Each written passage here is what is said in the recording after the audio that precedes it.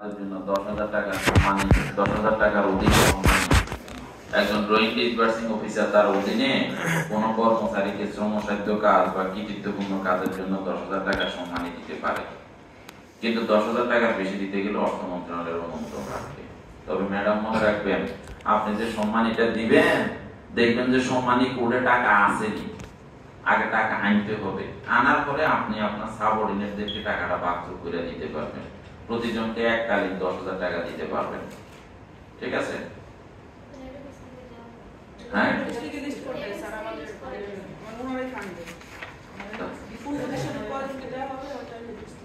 আচ্ছা, তাহলে তো আমরা ঝামেলা মুক্ত আছি, ঠিক আছে।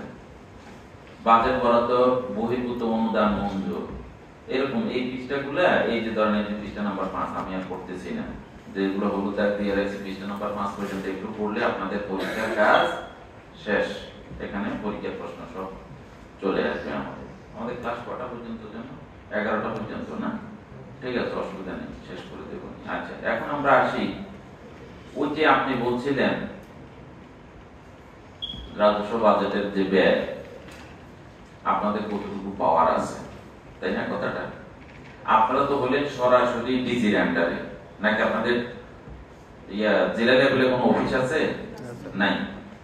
আপনারা হলেন ডিজির আন্ডারের কিছু প্রতিষ্ঠান, আপনাদের যে প্রত্যেকটা প্রতিষ্ঠান সরাসরি ডিজির কন্ট্রোলে চলে, এই না কথাটা? মাঝখানে জেলা বলতে কিছু নেই, বিভাগ বলতে কিছু নেই।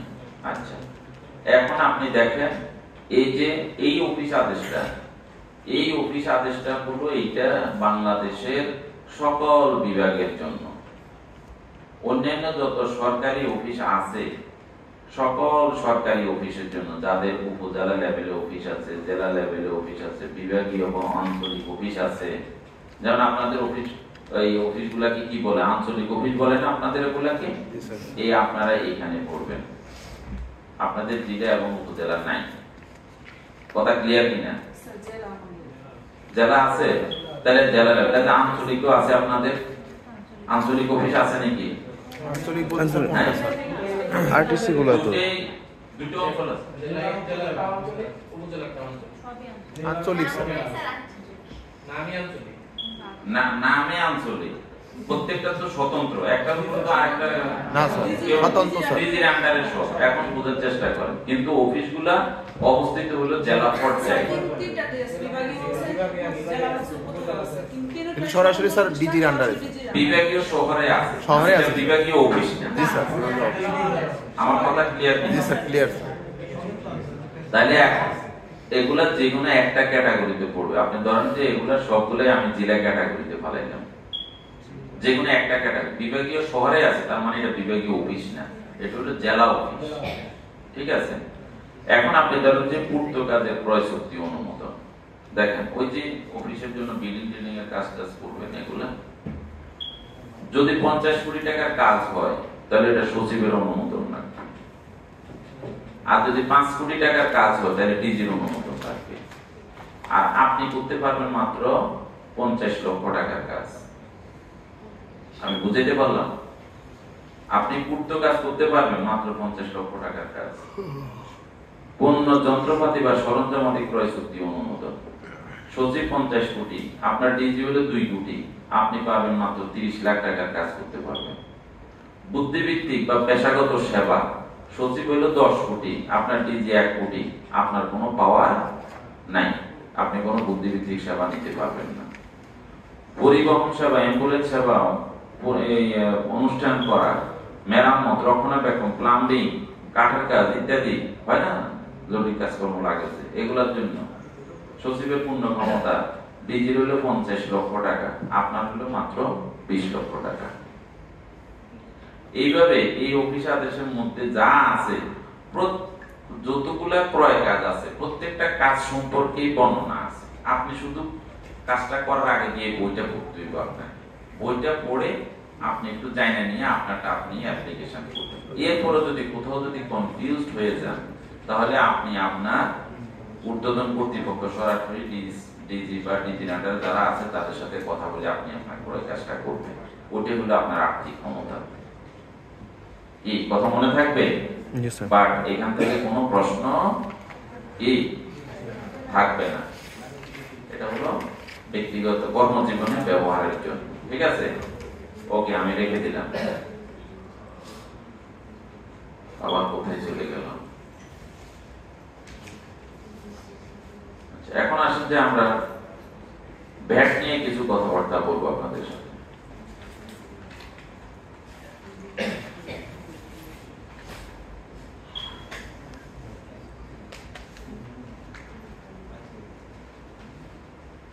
এটা হবে যে ভ্যাট আইন 2024-25। ঠিক আছে,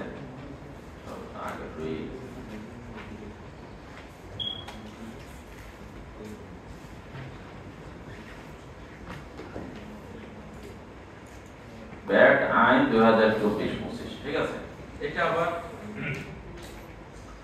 এটা এরকম একটা গুরুত্বপূর্ণ বিষয় যে আমরা যারা ড্রয়িং এন্ড ডিসবার্সিং অফিসার, আমরা যারা সরকারি ক্রয় কাজের সাথে জড়িত, ওই যে বললাম যে আমাদের বসেরা ভুলবশত ভ্যাট বর্তন কম করছে ৭৮,০০০ টাকা, এখন এটা আমাদের গাড়ির জরিমানা আসছে, এটা আমরা দিতেই হবে, কিছু করার নেই। অনুরূপ ভাবে এরকম ভ্যাট রিলেটেড কিছু বিষয় আছে, ভ্যাট অধিদপ্তর যে আছে এমডিআর যারা ভ্যাটে চাকরি করে, তাদের এই ভ্যাটের উপরে ট্রেনিং হয় কমপক্ষে 6 মাসের। কয় মাসের ট্রেনিং হয়? 6 মাস। এরপরে ছোটখাটো কর্মচারী যারা আছে তাদেরও ট্রেনিং হয় 3 মাস, 2 মাস, 1 মাস। আর আপনাদের ভ্যাট রিলেটেড কোনো ট্রেনিং হয়েছে? হয় নাই। ফাউন্ডেশন ট্রেনিং কোর্সে দিয়েছি, 1 ঘন্টার একটা ক্লাস। এখন এই হালকা একটু আলোচনা আমি করব। এর থেকে যতটুকু ধারণা পাবেন আপনারা, ওইটা দিয়ে দেখবেন যে আপনাদের অফিসের কাজ চলে যাবে। অফিসের কাজ চললেই তো হয় নাকি, বিশদ আলোচনা এখানে আসবে না। এই ভ্যাট ইংলিশে হলো ভ্যালু অ্যাডেড ট্যাক্স, আর এটাকে বাংলাতে কি বলে? মূসক, মূল্য সংযোজন কর বা মূসক। ঠিক আছে, এটা হলো যে আমাদের 20 শতাব্দীতে উদ্ভাবিত একটি আধুনিক কর, যা যে কোনো ব্যবসার মাধ্যমে সৃষ্ট মূল্য সংযোজনের উপরে আরোপ করা হয়ে থাকে। ব্যবসা করার ক্ষেত্রে প্রতিটা পণ্য যখন বিক্রি করা হয় তখন নির্দিষ্ট হারে একটা কর ক্রেতা থেকে নেওয়া হয়। কার থেকে নেওয়া হয়? ক্রেতা থেকে। কে নেয়? বিক্রেতা নেয়। যেমন ইনকাম ট্যাক্স, এটাও কিন্তু একটা কর, এটা হলো প্রত্যক্ষ কর, এটা বছরে একবার আমরা আমাদের আয়ের উপরে সরকারকে দিয়ে থাকি। ভ্যাটটা এটাও কর, এটাকে বলা হয় পরোক্ষ কর। কেন পরোক্ষ কর? যেহেতু ভ্যাটটা আমি যে পণ্যটা কিনলাম, এভরি আইটেমস, এই যে আমরা জামা কাপড় যা ব্যবহার করি না কেন, প্রত্যেকটা পণ্যের উপরে ভ্যাট দিতে হয়। আমি ক্রেতা হিসাবে ভ্যাটটা দিব, নিবে কে? বিক্রেতা। নিয়ে সরকারি কোষাগারে জমা দিবে সে, এটা বিক্রেতার দায়িত্ব। এই জন্য এটাকে বলা হয় পরোক্ষ কর। ভ্যাটকে কি বলা হয়? পরোক্ষ কর। ঠিক আছে, এই কথাগুলো এখানে বলা হয়েছে, আমি সামনে আগে যাই। শুধু ক্রয় না, আরো কিছু দেখেন। দেশি পণ্য উৎপাদন, বিপণন, বিক্রয়, বিদেশি পণ্য আমদানি ও দেশি পণ্য রপ্তানি। আমরা রপ্তানি করি না, গার্মেন্টস মালামাল আমরা রপ্তানি করি না, চা রপ্তানি করি, বাজার যেগুলো আমরা রপ্তানি করি, শুটকি রপ্তানি করি, যা যা করি আর কি আমরা, কেমিক্যালস, ফার্মাসিউটিক্যালস তো ভাড়ও যায়, অনেক ফার্মাসিউটিক্যালস আমাদের বিদেশে যায়। এই যেগুলো আমরা রপ্তানি করি এর উপরে একটা কর দিতে হয়, যেটা আমাদের কাস্টমসে তারা এটাকে কাইটা রাইখা দেয়। কেমন? দেশান্তরের সেবা বা পরিষেবা, শুধু পণ্য না, সেবা। যেমন কনসালটেন্ট, বিদেশি কনসালটেন্ট আছে না, চায়না তারা বা জাপানে, তারা আমাদের যে মেট্রো রেল করলো, তো তারা যে এই দেশে এসে কনসালটেন্সি করলো, তারা যে ইনকামটা করবে তার উপর একটা পার্সেন্টেজ আমাদেরকে দিতে হবে, সরকারকে দিতে হবে। বিপণন ও বিক্রয় ইত্যাদি সকল ক্ষেত্রে মূল্য রপ্তানি কর আরোপযোগ্য। এই কর উৎপাদন থেকে খুচরা বিক্রয় পর্যন্ত বিভিন্ন স্তরে আরোপ ও আদায় করা হলেও এর দায়ভার কেবলমাত্র পণ্য বা সেবার ভোক্তাকে বহন করতে হয়। আম থেকে হয় আমের কি হয়, জুস হয়। আমের জুস খাননি? ম্যাঙ্গো জুস, প্রাণের জুস খান আপনারা? হ্যাঁ, কারা কারা খান? তো হাত তোলা দেন।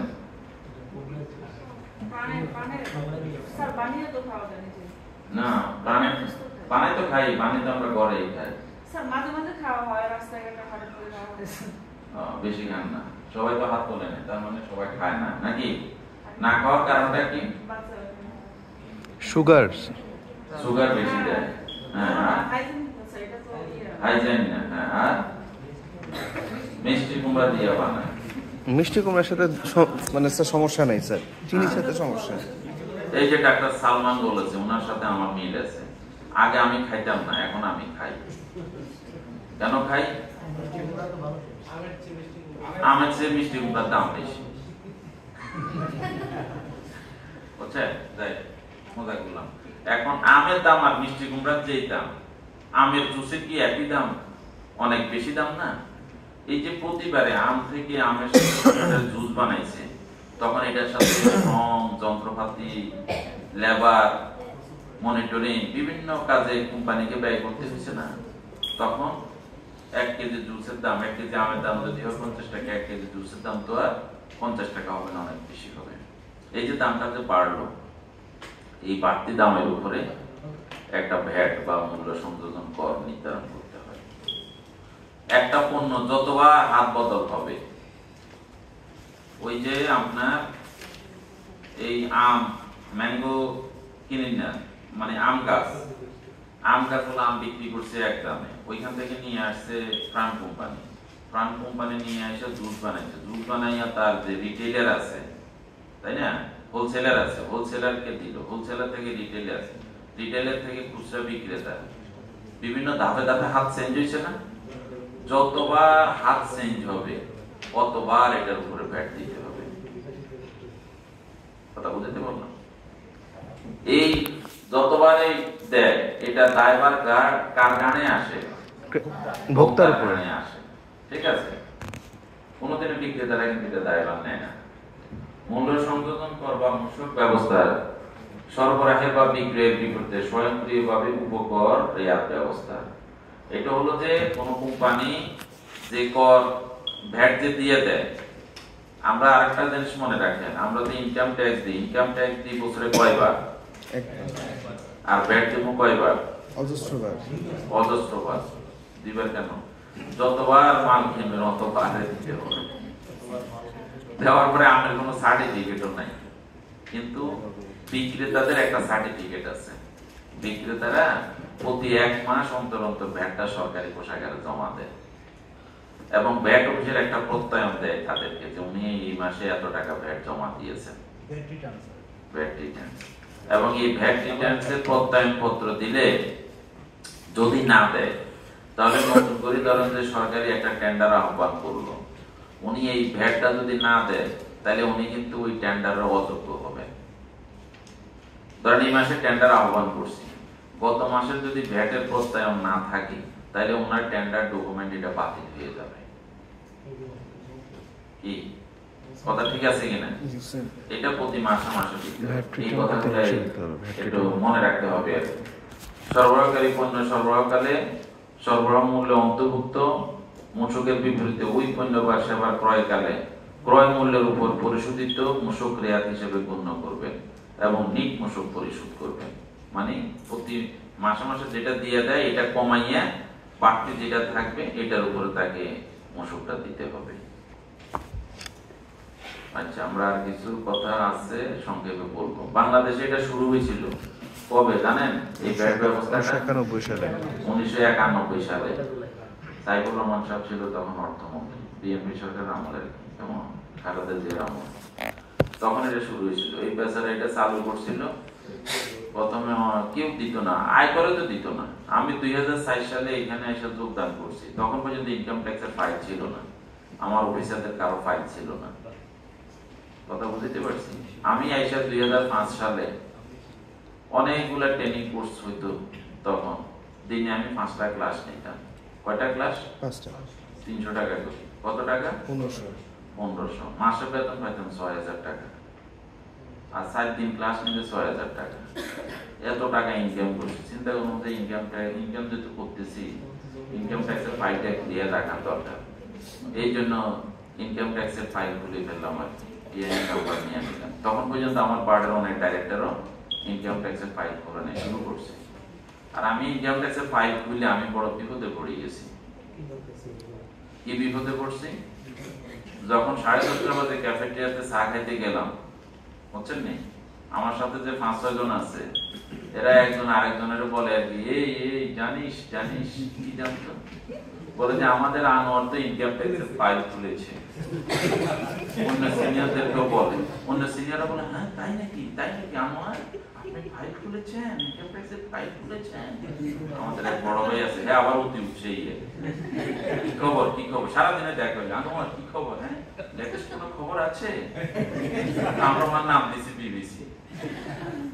তো এরকম আর কি, আমি মনে করি কি জ্বালার মধ্যে না পড়লাম, ভালো উদ্দেশ্যে ইনকাম ট্যাক্সের ফাইল খুললাম যে সরকারের কাছে আমি নিচে থাকি, আর আমার নিয়ে হেরা মনে হয় আমার চিড়িয়াখানার মানে ইয়া বানাই দিছে আমাকে। তো যাই হোক, ভ্যাটটা তো তখনও ওইভাবে চালু হয় নাই। এখন ইনকাম ট্যাক্সের আওতাতে সব চলে আসলো, আমরা চলে আসলাম সবাই, সরকারি বেসরকারি, এবং আর কেন করছি জানেন নাই, তারপর আমার কোনটা আছে, সে করলো কি, সরকারি কর্মকর্তারা ইনকাম ট্যাক্স দিলে এটা আবার ফেরত পাওয়া যাবে। আমি তো খুশি, ফেরত তো পাবো, দিয়ে দিই। 3 বছর দিলাম, 3 বছর ফেরত দিচ্ছে, চতুর্থ বছর থেকে আর ফেরত দেয় না। ওই যে ব্রিটিশটা চা খাওয়াইছে যেরকম, আমাদের ঠিক একই কন্ডিশন। আর এখন আপনারা আইসা তো সবাই ধরাই দিচ্ছে, চাকরিতে ঢুকার সাথে সাথে বলে যে পিআইএন নাম্বার নেন। শুধু আপনাদেরকে ঢুকাইছে তা না, বেসরকারি যত চাকরিজীবী আছে প্রত্যেকের ঢুকাই দিয়েছে এই কল কবজার মধ্যে। সেটা ঠিক আছে, আমি বলতেছি ইতিহাসটা বলতেছি কিভাবে আসলো আর কি। এই জন্য তো দেশের বাজেট এত বাড়ছে, ইনকাম এত বাড়ছে, তাই না? কিন্তু ভ্যাটটা ওইভাবে পারে নাই, কারণ ভ্যাটটা তো বেসরকারি প্রতিষ্ঠান তারা দেওয়ার কথা, ব্যবসায়ীরা দেয় না। ব্যবসায়ীদের লোকের দেন দরবার করতে করতে সরকারের অবস্থা খুবই খারাপ। কত টাকা বিক্রি হয় ওরা ঠিক মতো বলে না, অথচ আমরা কুটবাড়ি বাজারে যান, ওই যে শুটকি ব্যাপারী আছে না, শুটকি ব্যাপারী, বা ওই যে পুরো ভাষায় ফলের দোকানদার আছে একটা কালাগুড়ি, এত নাম হচ্ছে কালা আনোয়ার, আমার নাম আনোয়ার, এত নাম হচ্ছে কালা আনোয়ার। দেখবেন এত দেখতে চিনবেন, আমরা আসতে গেলে ঘুরতে গেলে দেখবেন কালা আনোয়ারটা কি। হাতের যে পরিমাণ ইনকাম আমার থেকে দ্বিগুণ হাতের ইনকাম, কিন্তু হাতে কোনো ব্যাড ট্যাড কিছু দেয় না।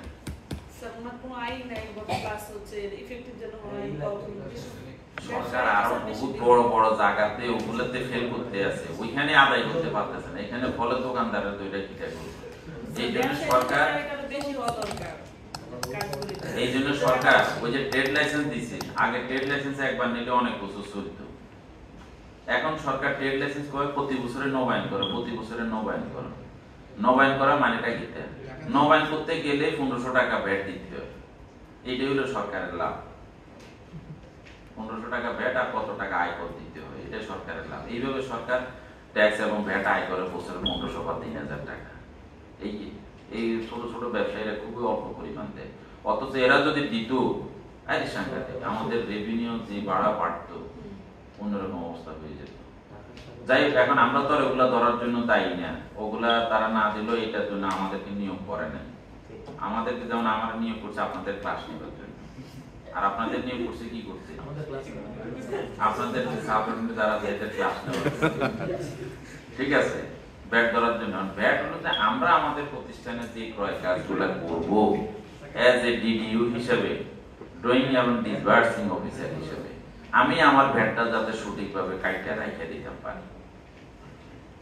কি বুঝা গেছে কথাটা? একটু সামনে আগে, আচ্ছা এই সামনে আগানোর আগে যারা কয়েকটা সুন্দর সুন্দর কথা আছে এগুলো একটু বুঝা দিই নাকি।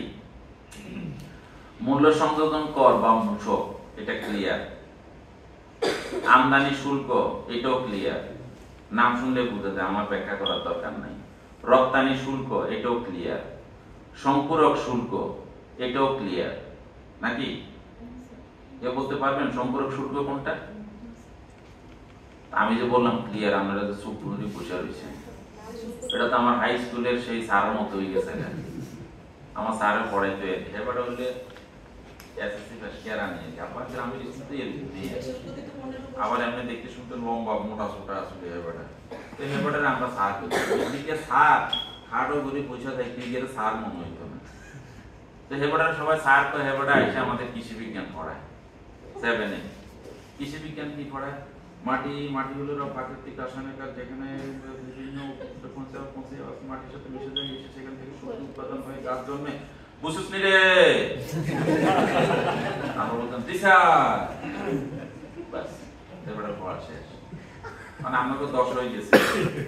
আমি বলতেছি সম্পূরক শুল্ক, আমদানি শুল্ক, আপনারা চুপ করে বলছেন, মানে সব বলতেন আপনারা। তাহলে আমরা আর কেউ বলতে পারতেছে না সম্পূরক শুল্ক কোনটা বলেন না। মূল শুল্কের সাথে অতিরিক্ত যেটা অ্যাড করা হয় জি আবার বলেন, হাততালি দেবেন তো, লজ্জা পাচ্ছেন কেন? স্যার, সরকার শুল্ক আরোপ করার পরে যখন ওইটার সাথে অতিরিক্ত আবার কোনো একটা শুল্ক অ্যাড করা হয় তখন হচ্ছে সম্পূরক শুল্ক। আমদানি না রপ্তানির ক্ষেত্রে? স্যার, এটা আমদানি। আমদানির ক্ষেত্রে ভেরি গুড। তোর একটা আমদানির জন্য সরকার যতগুলো আমদানি পণ্য আছে প্রত্যেকটার উপরে একটা শুল্ক নির্ধারণ করে দেয়, কিন্তু কিছু কিছু পণ্য আছে যে পণ্যগুলো আমাদের দেশে না আনলেও চলে, বা এগুলা মাস পপুলেশনের জন্য প্রয়োজন নাই, কিন্তু এরপর আমাদের দেশে আসবে, কিছু লোকের জন্য দরকার, উচ্চ শ্রেণীর লোকের জন্য, হাই সোসাইটির জন্য দরকার, এই মালগুলা আনতে হয়, তখন তার উপরে সরকার একটা বাড়তি শুল্ক নির্ধারণ করে দেয়, এটার নাম সম্পূরক শুল্ক। যেমন কি কি পণ্যের উপরে সম্পূরক শুল্ক হয়? গাড়ি।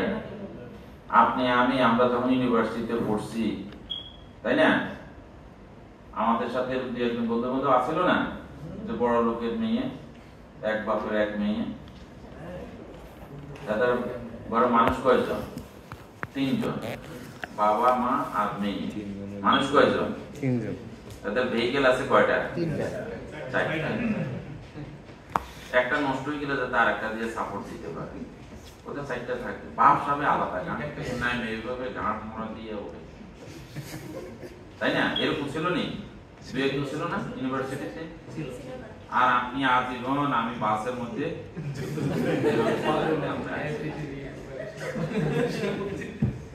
তাই না, এখনো ঝুলতেছি আমরা অনেকে।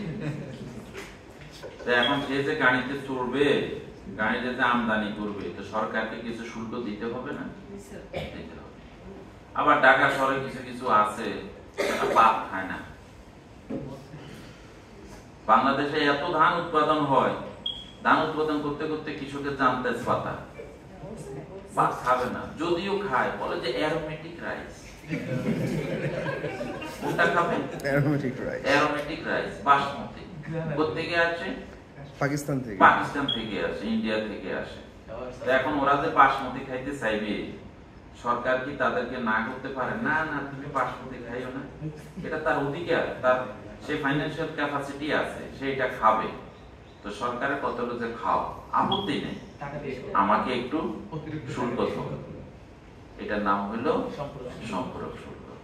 আবার আমার এক ভাবি ছিল, উনি বলতে যে আনোয়ার ভাই, সেই ছোটবেলা থেকে আজও অব্দি কোনোদিন বাংলাদেশের কসমেটিক ব্যবহার করিনি, ব্র্যান্ডেড জিনিস সবসময় ব্যবহার করি, তাই না? আছে কোরিয়ান থাকে, অন্যটাও থাকে। তো ওই ভাবি সবসময় ব্র্যান্ডেড জিনিস ব্যবহার করে, বিদেশি জিনিস কসমেটিক ব্যবহার করে, তাহলে ওই ভাবি কিছু শুল্ক দিতে হবে না? এই আর কি, এটা নাম হলো সম্পূরক শুল্ক। আর একটা আছে আবগারি শুল্ক, নাম শুনছেন? কোন জায়গায়? দেশের অভ্যন্তরে উৎপাদিত হয় যে এটা, এটার জন্য মানে যেটা ক্ষতিকারক, যেটা দেশের ভিতরে উৎপাদিত হয়, তখন হচ্ছে ওইটার সাথে যে শুল্কটা অ্যাড হয় ওটা হচ্ছে আবগারি শুল্ক। আর কেউ কিছু বলবেন?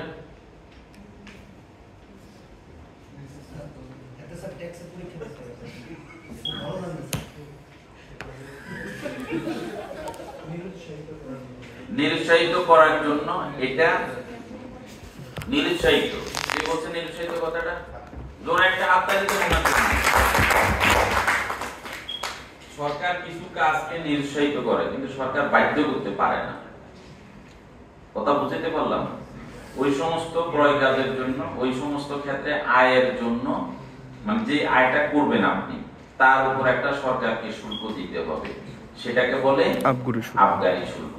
যেমন উনি যেটা বলছেন সঠিক, আরেকটা আমি বলে দিই। সিগারেট ব্যাংকের মধ্যে টাকা রাখেন না আপনারা?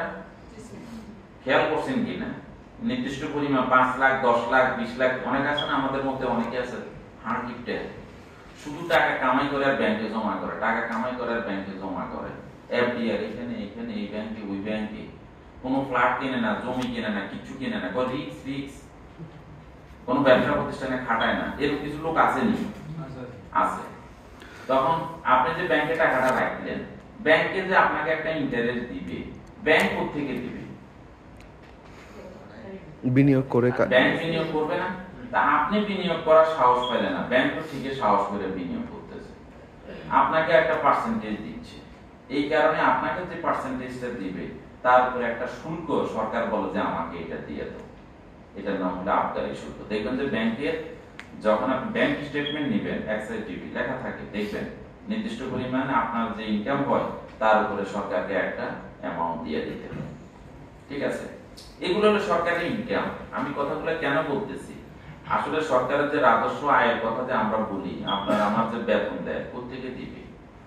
সরকারের ইনকাম না থাকলে বলতে, আমরা তো সরকারের কর্মচারী, সরকারের ইনকাম থাকলে না আমাদেরকে দিবে। ঠিক আছে? এমপিআর তাদের মূল দায়িত্ব এইটা, কিন্তু আমরাও যে সরকারি কর্মচারী আছে, আমাদের কিছু দায়িত্ব আছে। আচ্ছা, আমরা এখন, আমি সব কথা বলতেছি না, যেগুলো ইম্পর্টেন্ট। এই যে দেখেন, বাংলাদেশের জাতীয় রাজস্ব বোর্ড বা এনবিআর এর আয়কর বিভাগ আয়কর আদায়ের দায়িত্ব পালন করে থাকে। এনবিআর এর আদায়কৃত রাজস্বের মধ্যে 35 ভাগ আয়কর আসে, 35 ভাগ আসে আয়কর থেকে। মানে এনবিআর যা আয় করে তার 35 ভাগ আসে আয়কর থেকে, আমাদের ইনকাম ট্যাক্স। মূসক আদায় থেকে আসে 37 ভাগ, অবশিষ্ট আসে শুল্ক থেকে। একটু আগে যে শুল্কগুলোর কথা বলছিলাম, শুল্কগুলা, তো শুল্কগুলা কিন্তু অনেকটাই ফিক্সড, আয়করও ফিক্সড। আয়কর হলো আমরা যারা চাকরি করি তারা, শুল্ক হলো কাস্টমস এয়ারপোর্টে যেখানে ধরে আর কি, কেমন ওইখানে যত মাল যায় এগুলো আদায় হয়ে যায়। এই ভ্যাটটা হলো যে বিশাল একটা গোষ্ঠী, ব্যবসায়িক গোষ্ঠী, ছোট ব্যবসায়ী, বড় ব্যবসায়ী যারা আছে, তাদের মাধ্যমে আমরা এটা পাওয়ার কথা, কিন্তু আমরা এই ভ্যাটটা সঠিকভাবে পাই না। এটার বলয়টা বৃদ্ধি করার সুযোগ রয়ে গেছে, এখনো এই বলয়টা বৃদ্ধি করার সুযোগ রয়ে গেছে। ঠিক আছে? আচ্ছা, এক্সাইজ বা ভ্যাট, এই যে দেখেন, বিলাসজাত পণ্য, সুগন্ধি হিসেবে আমদানি সরবরাহ করা লুপ্ত পণ্যগুলোর উপর আরোপিত নির্দিষ্ট হারের করে সম্পূরক শুল্ক। এগুলো বলে ফেলছি, দরকার নাই। আরো কিছু কথাবার্তা আছে, এগুলা দরকার নাই। আমরা এখন চলে যাব এই যে আয়কর আর ভ্যাট। নির্দিষ্ট পণ্য ক্রয়ের ক্ষেত্রে আমি কি পরিমাণ আয়কর সরকার, ভ্যাট আমি সরকারকে দেব। যেমন মনে করেন আপনারা স্টাডি ট্যুরে যাবেন না? গিয়েছিলেন? কোথায় গিয়েছিলেন? কক্সবাজার। হোটেলে ছিলেন না? জি স্যার। যত টাকা খরচ করছেন তার উপরে 15% ভ্যাট দিতে হবে সরকারকে। যদি 15% ভ্যাট না দিয়ে থাকেন তাহলে ওই বিলটার উপর অবজেকশন হবে। ওই অবজেকশন হলে ওই কোর্স ডাইরেক্টর আব্দুল্লাহ মামুন সাহেব আর আব্দুল্লাহ সাহেব, ওনারা দুজনে আটকা পড়বে, কনফার্ম আটকা পড়ে যাবে। এই জন্য ওনারা নিজের পকেট থেকে জরিমানা দিয়ে হলে এটা শেষ করতে হইবে। যদিও নিজের পকেট থেকে দেওয়া লাগে না, কারণ আগে আমরা 20% টাকা কাইটা রাখিয়া দিয়ে তারপরে আপনাদেরকে বলি যে এত টাকা আছে, এটার মধ্যে স্টাডি ট্যুর শেষ করে আইয়া। কি কথা ঠিক আছে কিনা? ওই জন্য রাখা হয়। মোটর গাড়ি, গ্যারেজ, ওয়ার্কশপ এগুলা মেরামত করার জন্য হলো এই যে 10% লেখা আছে, এটা কিন্তু সর্বশেষ যে অফিস আদেশ 24-25-এ দুই একটা জায়গাতে পরিবর্তন আছে, এখান থেকে কোনো প্রশ্ন হবে না। 24-25-এরটা আপনারা ব্যবহার করবেন যখন আপনি ক্রয় কাজের জন্য। আমি কথা বুঝতে পারছি? এটা এখন 15% করে ফেলছে। বিজ্ঞাপনী সংস্থা 15%, ইজাদার 15%, অডিট এন্ড অ্যাকাউন্টিং ফার্ম 15%, যোগানদার বা প্রকিউরমেন্ট প্রোভাইডার 7.5%, পেট্রোলিয়াম জাতীয় পণ্য পরিবহনের ক্ষেত্রে 5%, অন্যান্য পণ্য পরিবহনের ক্ষেত্রে 10%, পরিবহনের জন্য আর কি ট্রাক বানা এই যে 10%, ঠিক আছে।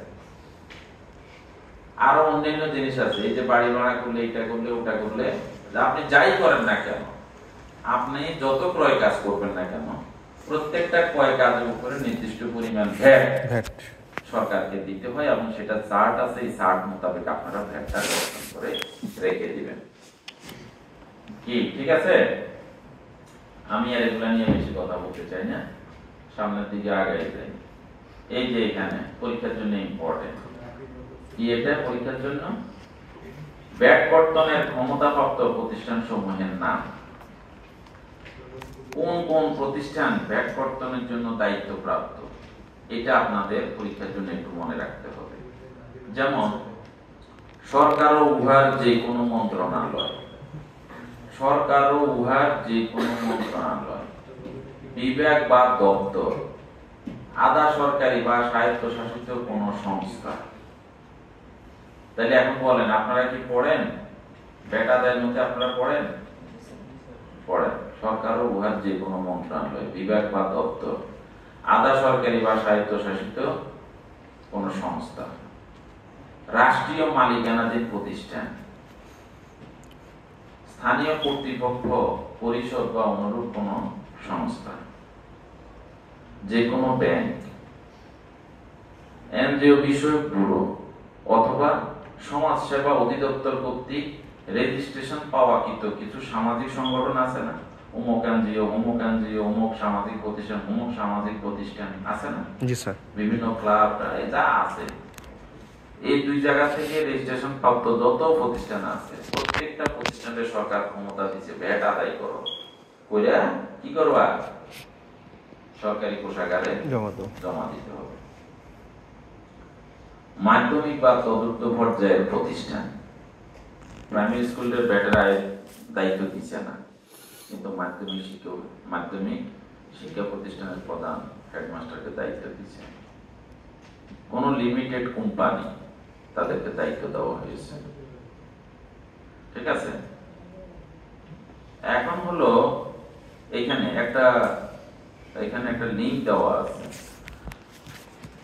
হ্যাঁ, এটা হলো যে ভ্যাট এক্সাম্পটেড আইটেম।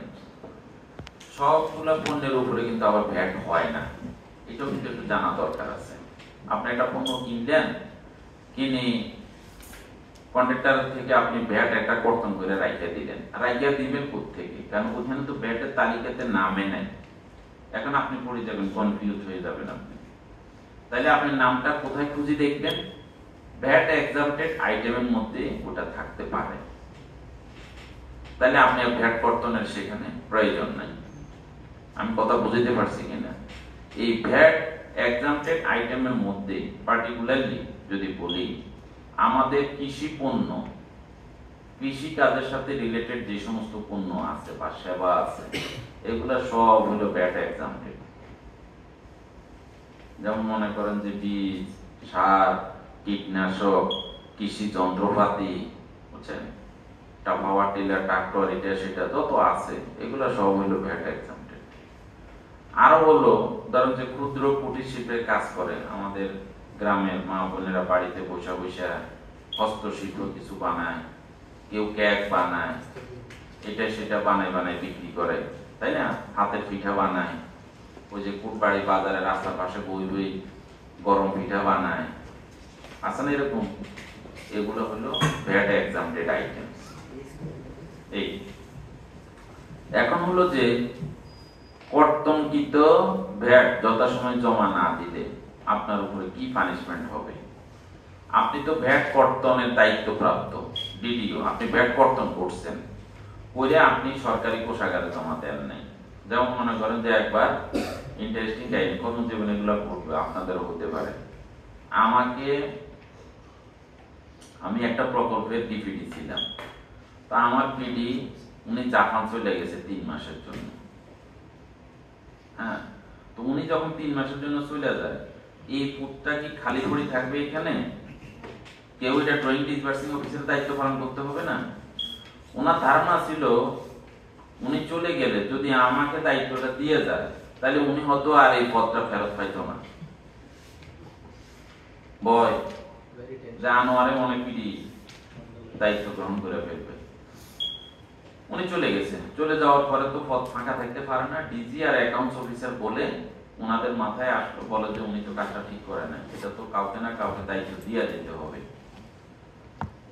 তারপর আমাকে দেখা দাঁড়ে দেখে আমারে বলো যে আমার ঠিক আছে, তুমি তো ডিডি, তুমি তোমার জায়গাতে থাকো, এসিস্ট্যান্ট পিডি হিসেবে থাকো, আমরা পিডি হিসেবে আরেকজনকে দায়িত্ব দিই। তা আমার বলো যে কারে দিতাম, কারে দিলে তোমার সুবিধা হয়, বুঝছেন? তা আমি চিন্তা ভাবনা করে দেখলাম যে আমার তো ডাইরেক্ট একজন বস আছে, আমি যে বসের আন্ডারে কাজ করি, উনি হলেন আবার বিগ হাউস টাইপের লোকজন, শগুনের মতো চোখ, কোন জায়গাতে 2 টাকা পড়ে থাকে সেখান থেকে তোলা দিয়ে খাইয়ে দেওয়া লোক, বুঝছেন?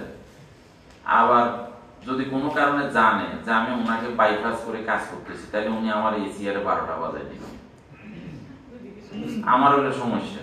পরে আমি বললাম যে স্যার আপনারা যেটা ভালো মনে করেন, যাকে খুশি তাকে মনে করেন, আপনারা দিতে পারেন, আমার কোনো আপত্তি নেই। তারপরে ডিজি বলে যে না না তুমি বলো বলো, তোমার তো একটা চয়েস থাকতে হবে, মূল প্রজেক্টটা তুমিই চালাইবে, যেহেতু এত বছর যাবো তুমিই চালাও, পিডিতে এমনি নামতে আসতে থাকবে শুধু সই করার জন্য। আমি বললাম যে অমুকের দেন, মানে আমার বসের কথা বলছি, আমার বসের কথা বলছি। আরে ডিজি এবার হাসা শুরু করছে, পুরো মিয়া হেরে দিলে মিয়া তোমার লগে ডেলি মারামারি দেখতো, হেরে দেওয়া যেত না। আমি যাকে আল্লাহ মাফ করলো, তাহলে কয়জন অমুকের দিয়ে দিই, তো দিয়ে দিচ্ছি এবার আরেকজনের। ঠিক আছে, আমরা কাজ করলাম, কাজ করার পরে আমি একটা ফাইল প্রসিড করলাম, প্রসিড করার পরে এরকম ভ্যাট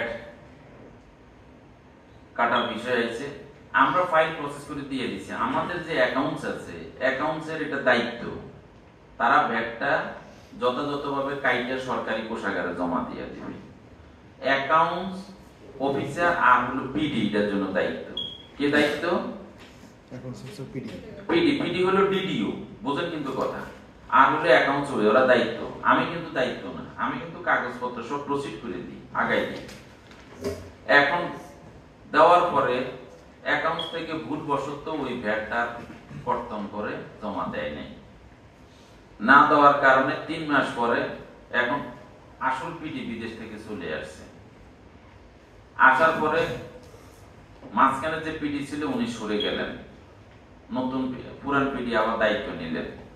নেওয়ার পরে উনি যেহেতু আমাকে একটু বিষয়টা পছন্দ করতেন না বলতে আমি আসলে একটু ওই মুখের উপর কথা বলে ফেলতাম, সত্য মিথ্যা যাই হোক সরাসরি বলে ফেলতাম। আর আপনি ভুল করলে যে আপনি এটা করতে পারেন না, বা আপনি এটা ভুল করছেন, এটা ঠিক করেনি স্যার, আপনি এটা কেন করলেন, আমি আপনার এই কাজের সাথে একমত না, মানে আমি ঠিক এইভাবে কথা বলতাম আর কি। এই জন্য ওনার কাছে এগুলো এগোতে লাগতো, উনি আমাকে একটু কম পছন্দ করে। বা জানো তুমি কি ভুল করছো, হ্যাঁ হয়েছে তেন হয়েছে, তুমি এত লক্ষ টাকা এটা জমা দাও নাই, তুমি এই হয়েছে সে হয়েছে, আমি যদি এখন নোট দিই তোমার চাকরি নিয়ে টান দিবে। ওরা আমি হাসি দিয়ে উড়ে দিলাম আর কি, কারণ আমি তো ওই ভিডিওর কিছু লেখাপড়া আমার ছিল, আমি যে আমরা দেন নোট দেন, সেই নোট দিয়ে আমার কি ক্ষতিটা আপনি করতে পারে, আমি উল্টা আরো চ্যালেঞ্জ দিলাম ওনার। পরে আমি টিচারে যাইয়া পরে বললাম যে স্যার এই কন্ডিশন, উনি আমাকে থ্রেট দিচ্ছে, কারণ এটার জন্য দায়ী হলো ডিডিও, যিনি পিডি ছিলেন উনি, আর হলেন অ্যাকাউন্টস অফিসার, আমাকে এই থ্রেট দেওয়া তো কিছু নেই। কথা বুঝতে পারলাম। পরে উনি কয়েকদিন কাবজার করে টেরে দেখছে আসলে ডিজি ওনার আর পাত্তা দিচ্ছে না, কারণ আমার বিরুদ্ধে কোনো কলম ধরার মতো কাজ আমি রাখিনি, কিছুই করতে পারে না। বাট যদি কলম ধরতে হতো তাহলে মাঝখানে যে ডিডি ডাইরেক্টর ছিলেন, পিডি দায়িত্ব ছিলেন, ওনার বিরুদ্ধে কলম ধরা লাগবে। তো ওনারা তো একজন ডাইরেক্টর আরেকজন ডাইরেক্টরের বিরুদ্ধে কলম ধরবে না, ঠিক আছে, ধরে নাই। কিন্তু এই ভ্যাটের ক্ষেত্রে যদি এই টাকা কর্তন করে সরকারি কোষাগারে জমা না দেয়, তাহলে আইন আছে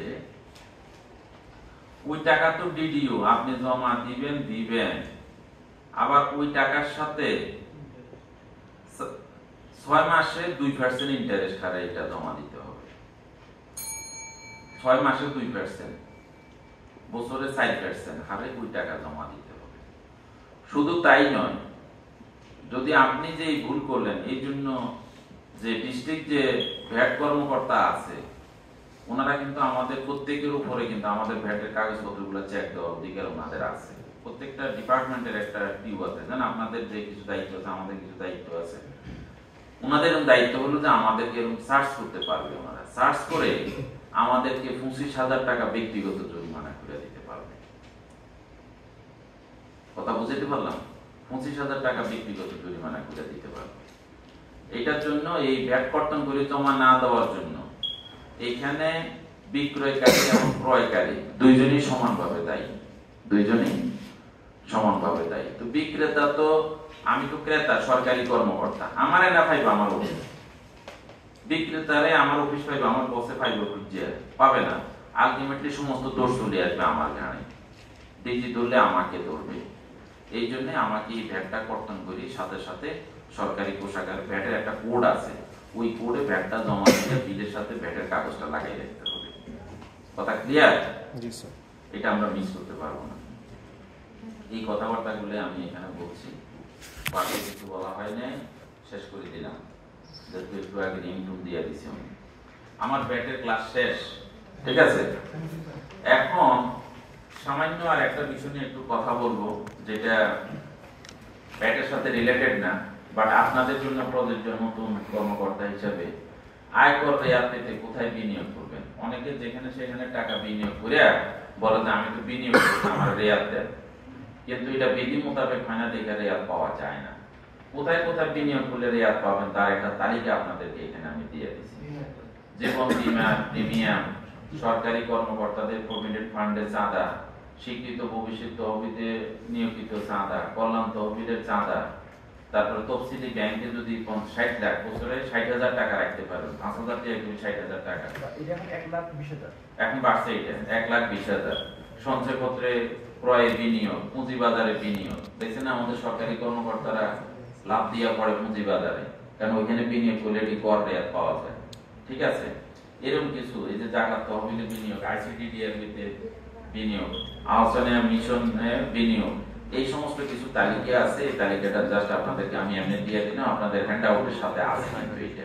তো এই সমস্ত জায়গাতে যদি আপনারা বিনিয়োগ করেন তাহলে আপনারা এখানে কর রেয়াত পাবেন, ঠিক আছে? আজকের মতো আলোচনা, আজকের মতো কি আমার তো মনে ক্লাসের শেষ আজকে। আর কোনো ক্লাস আছে নি? আর কোনো ক্লাস নাই। তো আমি আজকের মতো আলোচনা এবং সর্বশেষ ক্লাস এখানে শেষ করলাম। আপনাদের ধৈর্য সহকারে টানা 1.5 ঘন্টা ধৈর্য সহকারে শোনার জন্য আপনাদের সবাইকে অশেষ ধন্যবাদ দিয়ে এখানে শেষ করছি।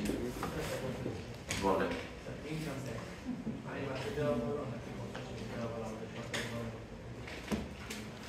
মাকে দিতে চাইলে কত শেষ